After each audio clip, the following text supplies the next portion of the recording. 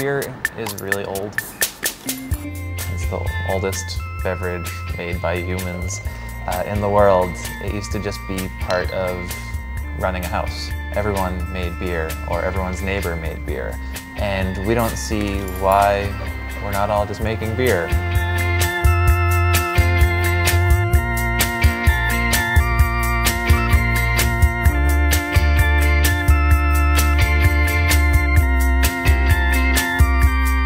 I actually didn't like beer, but I really liked cooking and liked projects, so when I was home I found my dad's old brewing equipment. He brewed about 20 years ago, hauled it back to Brooklyn, slapped a bow on it, and gave it to Stephen for Christmas, because apparently I'm a cheap girlfriend.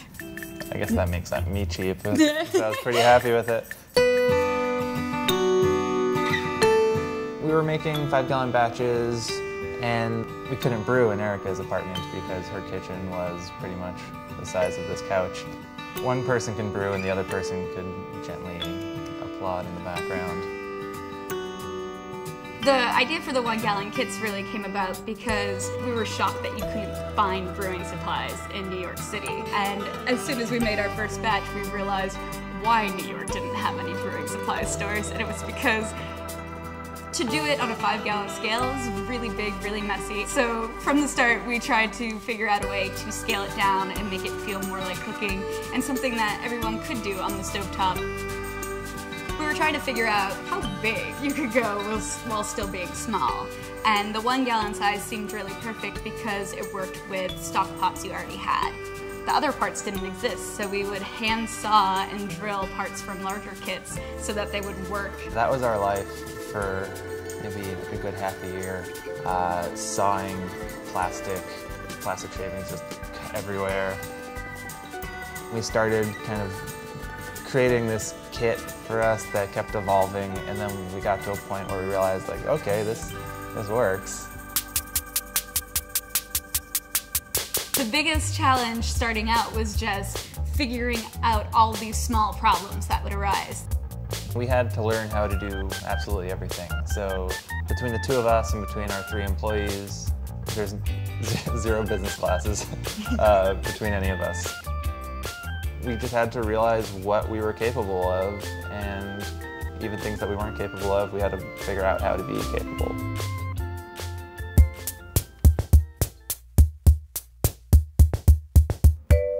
We live together.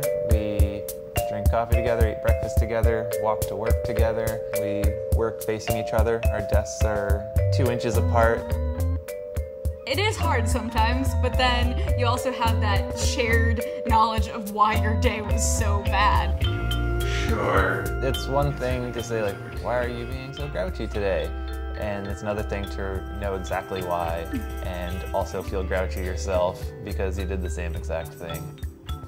In the end, I can't think of anyone that I'd spend 10 minutes a day with, let alone every moment of every day with, other than Erica.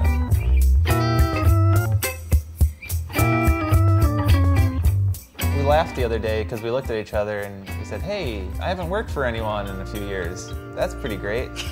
So there's really no better feeling than being your own boss. My dad was a truck driver, and he never worked for anyone, and that was always really important to me. But he also said that if I wanted to be a truck driver, he'd break my legs.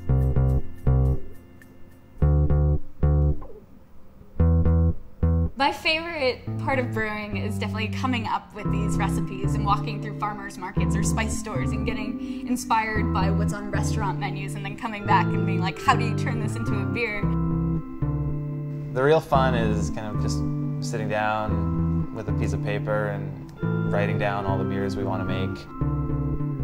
When we're making beer, like, the warehouse doesn't matter, our suppliers don't matter, our customers, they don't matter. Yeah, they still matter.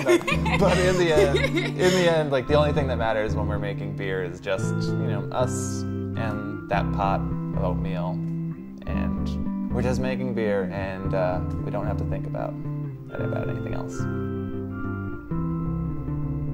I can't really think of anything better or just more exciting than making alcohol and giving it to your friends. If you make it at home, it's yours. No one has ever made the beer that you're going to make. And in case of a zombie apocalypse, the bandits are going to let you in because you can make beer.